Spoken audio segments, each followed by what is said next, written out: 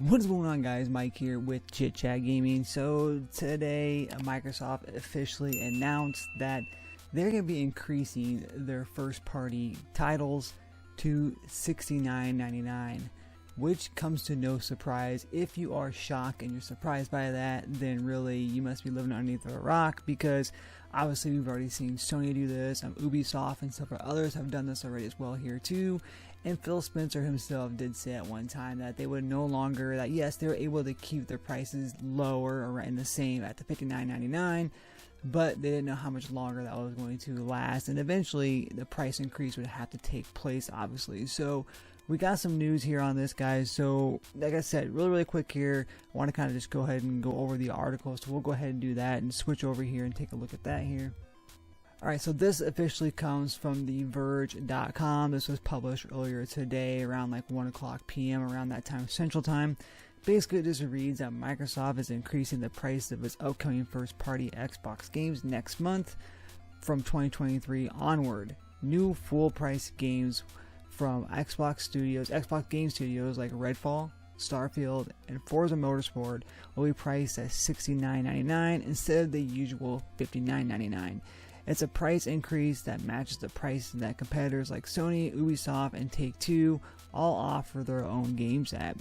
Microsoft issued the following statement about the price increases. We've held on to price increases until after the holidays so family can enjoy the gift of gaming.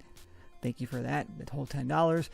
Starting in 2023, our new built for next-gen full-price games, including Forza Motorsports, Redfall, and Starfield, will launch at $69.99 US on all platforms. This price reflects the content, scale, and technical complexity of these titles.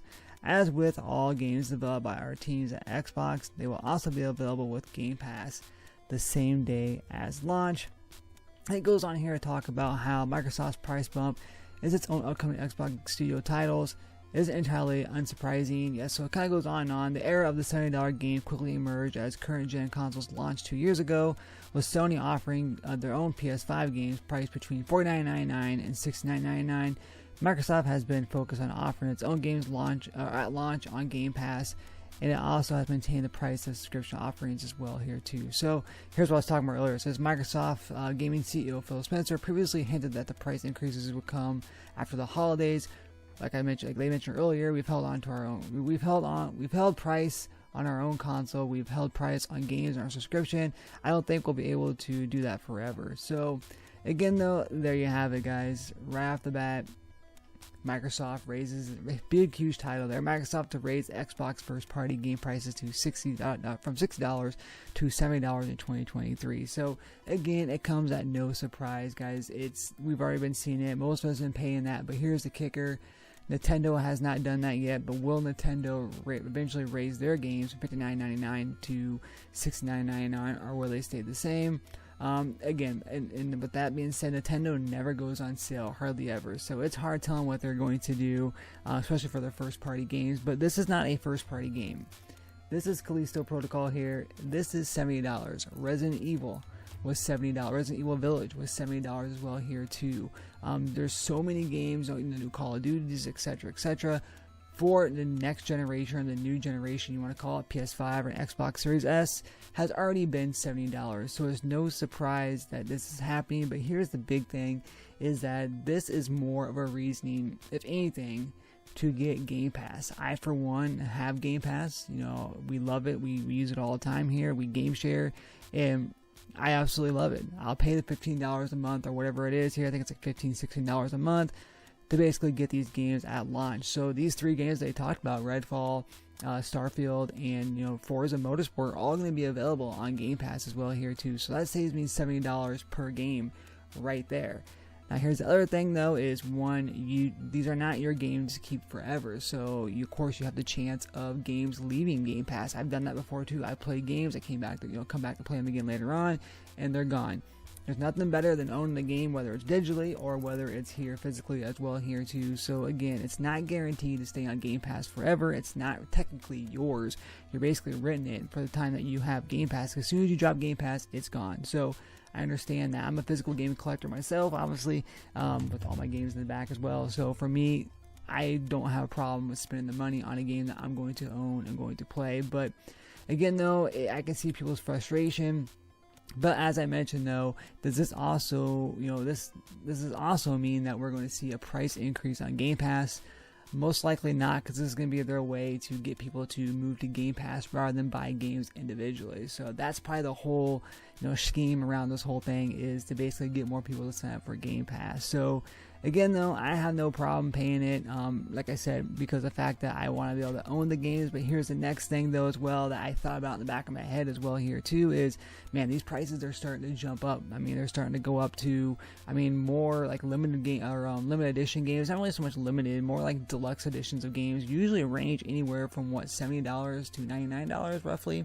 They can go more than that as well here too. That's around the normal range for these games. So when you're paying $70 for a game, you are getting very, very close to what that digital, or what that deluxe version, that digital deluxe, or that physical deluxe version is here. So yes, you're not getting all the fancy statues and stuff. That's more like limited editions, but this is the deluxe version. So for me, I think I need to be able to, I feel like I'm getting more bang for my buck. I would like to be able to get, DLCs. Maybe, if I'm gonna pay $70 for a game, I want a good game.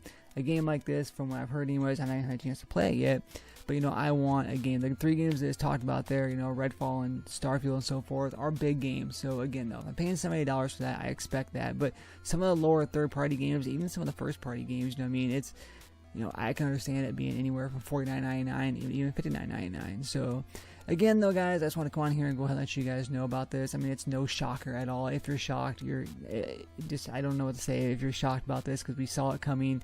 Like I said, Sony, Ubisoft, and several others have done it, but of course we've even seen Xbox, doing it as well here too, Microsoft doing it, and of course third-party companies like this, brand new company releasing the game for $70. So let me know down below here what you guys think of this whole ordeal here. Are you shocked? Is it that big of a deal? Do you have a problem paying $70 for a game? It's crazy because not that long ago, Walmart had a deal where they were competing against GameStop. I'd go to GameStop to buy a new game. That's where I used to get my games at. But then Walmart started doing this thing where the brand new games were $10 off. So a $59 game was like $49 something at Walmart, and so forth. Even like some of the $49 games were marked down $10 cheaper. And that's why every time I went to GameStop, I would leave GameStop and go right over to Walmart, because that's where I did my business, because that's where I was getting $10. $10 is $10. That's a savings when you're a gamer. So it's expensive times, guys. It's becoming expensive to be a gamer, but here we still are. So again, make sure you guys sound off below here. Make sure you guys like this video if you choose to. Make sure you subscribe to the channel, and make sure you turn on that bell notification to keep updated with all things that is Chit Chat Gaming. My mind's just still blown about this whole thing, guys. So as always, guys, happy gaming.